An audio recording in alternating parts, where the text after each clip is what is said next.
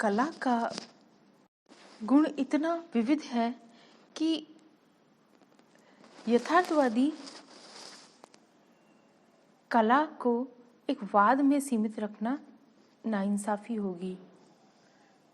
डोमी यथार्थवादी चित्रकार के रूप में इतने प्रसिद्ध रहे कि बाद में सेजा जैसे कलाकार ने उसी प्रकार ठोस रचना पर बल देकर चित्रण कार्य किया, जिससे उनकी कला में अभिव्यंजनावाद दिखाई देने लगा।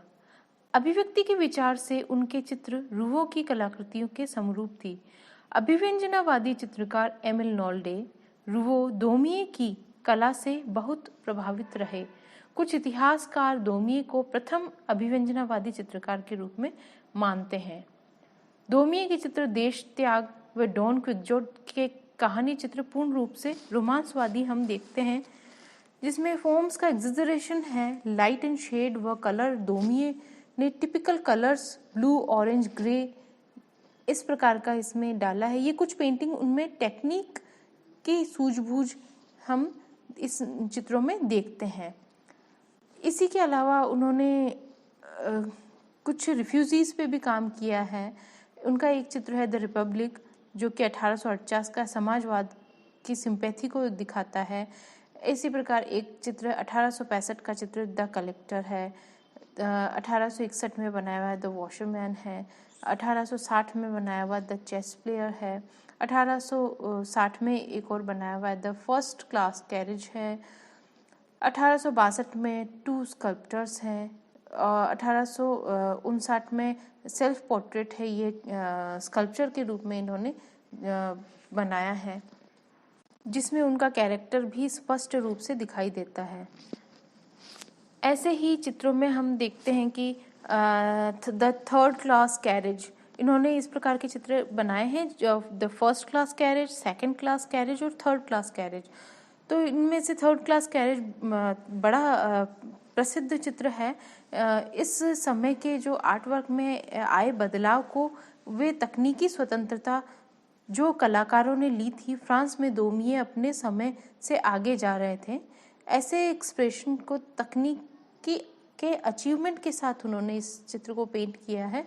बहुत कुछ कम संसाधनों के माध्यम से वे थोड़े रंग लाइन से बनाए गए ये कंटेम्प्रेरी सोसाइटी को चित्रित करने वाली जो पेंटिंग है, उस श्रेणी में ये आती है, जिसमें हम देखते हैं कि जो वर्क है वह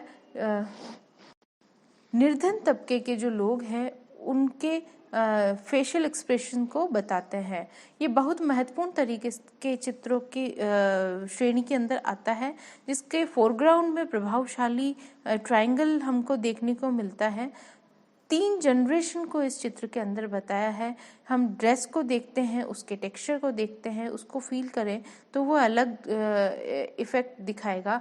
फीचर्स अलग है, मुद्राएं अलग है। ये दोमिये की खास बात थी कि सबको डिफरेंट तरीके से उन्होंने समाज के सामने लाकर खड़ा किया था। हम देखते हैं कि पीछे उल्टी स्थिति बताती है, जो सामाजिक विभेद है उसको यह चित्र बताता है। सीधे तौर पर कर्वेज्जो लाइट का प्रयोग करके चित्र को और भी प्रभावी कर दिया। रंग लगभग बारोक जैसे ही इस चित्र में हम देखेंगे। ब्राउन रंग ज़्यादा है, येलो लाइट है, लाइन के यूज़ में फ़र्क है। लाइन इतनी सशक्त साधन हो गई है इस चित्र में कि फीचर्स की ड्राइंग उनकी ज़िंदगी की कठोरता के रूप में या जिंदगी की कठोरता की सच्चाई को बताती है। ये आगे के चित्रों में अच्छा काम इन्होंने किया था, पीछे जाते जाते फ्यूज कर दिया। वह स्पेस को भी इन्होंने बहुत अच्छे से डिवाइड किया है। ये मीडियम टोन के साथ थिक कलर का एक अच्छा डिपिक्शन है। दोमिये की चित्रण शैली को हम 6 भागों में बांट सकते हैं। प्रथम श्रेणी के चित्र उनके पॉलिटिकल रहे। द्वितीय श्रेणी में हम सोशल ले सकते हैं। तीसरा हम गॉसिप्स ले सकते हैं। चौथा कोर्ट के चित्र। 5वां लॉयर्स के चित्र। और छठा, हम देखते हैं कि जो व्यंग्यात्मक क्रिटिकल जो चित्र थे वे हम उसमें ले सकते हैं। हर पेंटिंग में विषय की इनकी स्वतंत्रता है। लिथो के साथ पेंटिंग भी उन्होंने किया है। जिस पेंटिंग के अंदर हमने कहा है कि कुछ एक कलर चित्र है जिसमें फर्स्ट क्लास कैरेज की बात की थी, सेकंड क्लास कैरेज की बात की, थर्ड क्लास कैरेज, इस प्रकार के जो चित्र हैं उनके हम देखते हैं कि वे चित्र हमेशा इनके बोलते लगते हैं, जो सिर्फ लाइन और फॉर्म के पावरफुल प्रेजेंटेशन के साथ ही हम देखते हैं। इसी प्रकार उन्होंने स्कल्पचर्स किए जिसमें सेल्फ पोर्ट्रेट है, जिसमें रफ टेक्सचर वालों को उसका स्कल जैसा जो उस समय का स्कल्पचर से कंपेयर किया जाए जिसे तो बिल्कुल भिन्न है।